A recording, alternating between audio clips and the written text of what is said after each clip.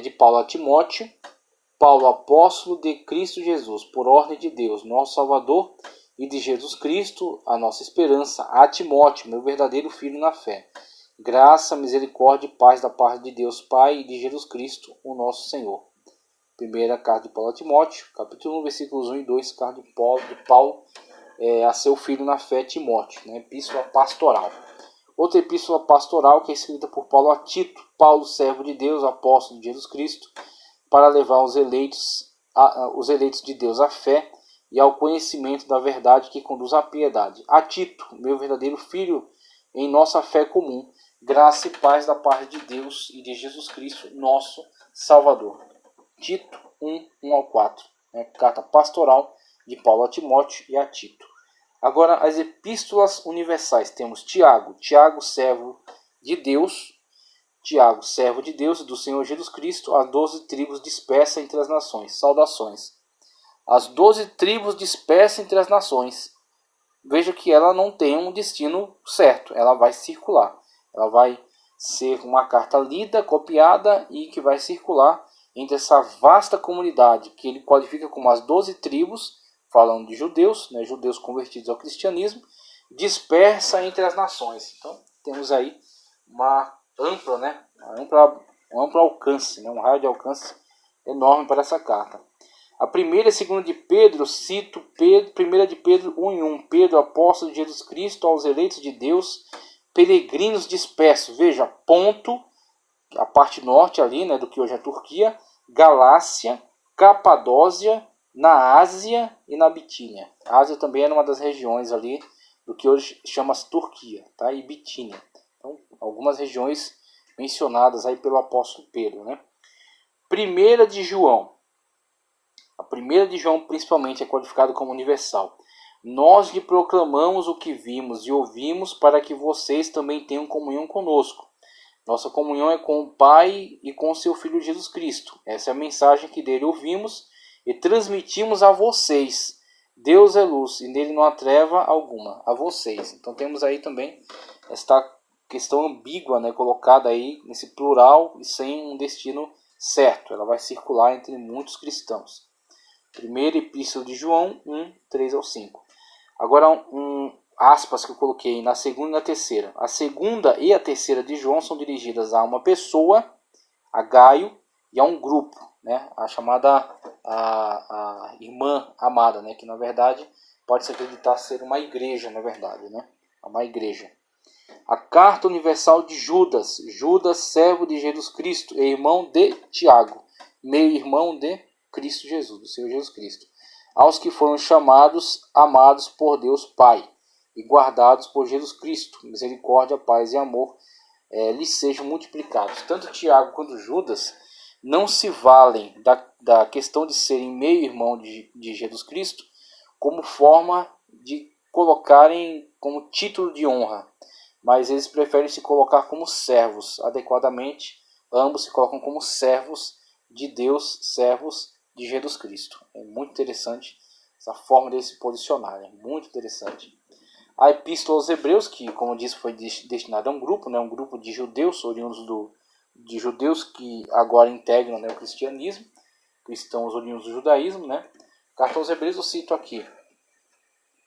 Não se deixem levar pelos diversos ensinos estranhos.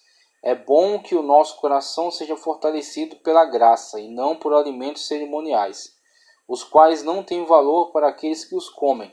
Nós temos um altar do qual não tem direito de comer os que ministram no tabernáculo. O sumo sacerdote leva sangue de animais até o Santo dos Santos, como oferta pelo pecado, mas os corpos dos animais são queimados fora do acampamento. Assim Jesus também sofreu fora das portas da cidade para santificar o povo por meio do seu próprio sangue.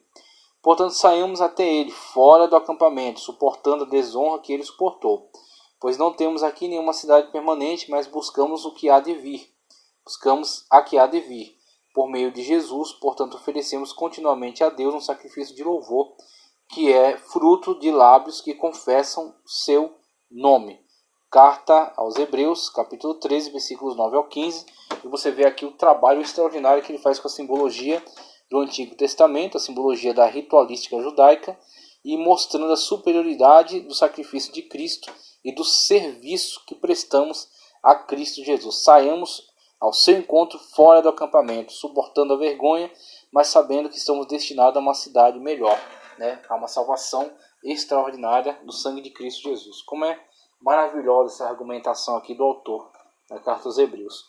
E o livro profético Apocalipse, né? Apocalipse do apóstolo João, autor do Evangelho, as 3 cartas, e o livro de Revelação. Revelação de Jesus Cristo, que Deus lhe deu para mostrar aos seus servos o que em breve há de acontecer. Ele enviou o seu anjo para torná-la conhecida ao seu servo João, que dá testemunho de tudo o que viu, isto é, da palavra de Deus e o testemunho de Jesus Cristo. João, às 7 igrejas da província da Ásia, a vocês graça e paz da parte daquele que é, e que era, e que há de vir, dos 7 espíritos que estão diante do seu trono. Apocalipse 1 ao 4. A revelação de Jesus Cristo, né? Aquelas 7 igrejas e também destinada a nós. Ok? Eu trago um estudo que também está na playlist, um estudo geral aqui sobre epístola, que eu quero somente dar uma lida rápida aqui. Alguns qualitativos em relação à epístola. Veja só. Epístolas, do grego epístole, são correspondências formais, diferentemente das simples cartas. Poderiam ser escritas em papiro, você vê acima aí, né, uma imagem do papiro, tá certo? Pergaminho, você vê, por exemplo, enrolado nesses 2 rolos, um pergaminho. O papiro extraído de plantas, né, que são caniços aí cortados e colocados de forma trançada, batidos, raspados. Do grego epístole, são correspondências formais, diferentemente das simples cartas. Em comparação a esses 2 gêneros de formas de comunicação entre a epístola e a carta, podemos citar também uma terceira forma. Poderiam ser escritas em papiro, pergaminho ou pequenos cacos chamados óstracos, no caso de pequenas cartas. Então temos aí os 2 materiais principais para a escrita, né, o suporte da escrita: o pergaminho, material caro, material difícil de obter, mas aliás um material piro, um material um pouco mais barato do que o pergaminho, um pouco mais difundido.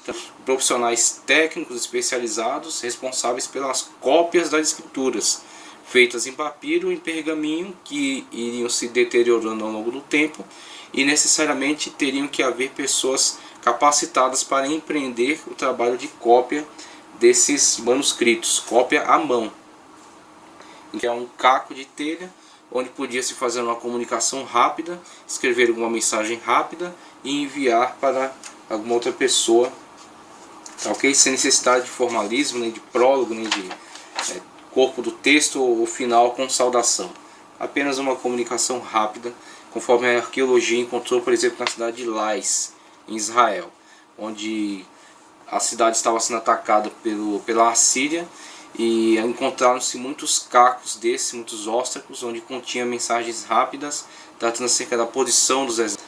48 ainda fala acerca dos métodos, e os métodos mais importantes encontrados na antiguidade, primeiramente com relação ao material, como temos visto já, e em segundo plano com relação à capacidade técnica de escrever e de ler, o que para nós hoje é o básico do básico, na época era algo muito exclusivo, porque poucas pessoas tinham acesso à arte de ler e escrever, tá, ok? Poucas pessoas tinham condições de pagar por um mestre, de colocar seu filho aos pés de um mestre para que lhe fosse ensinado a leitura e a escrita. Em Israel era bastante propagado o ensino desta arte, da leitura e da escrita, a fim de que o povo tivesse o maior acesso possível aos textos da Torá, aos textos da lei, né? Então Deus mesmo determinou nos textos sagrados que fossem ensinados, né? Que houvesse, por exemplo, uma tribo sacerdotal que estivesse ligada a cada tribo e que provavelmente fizeram o papel também de professores, okay, dessas tribos. Então no meio do povo de Israel a cultura era muito valorizada. Agora no meio dos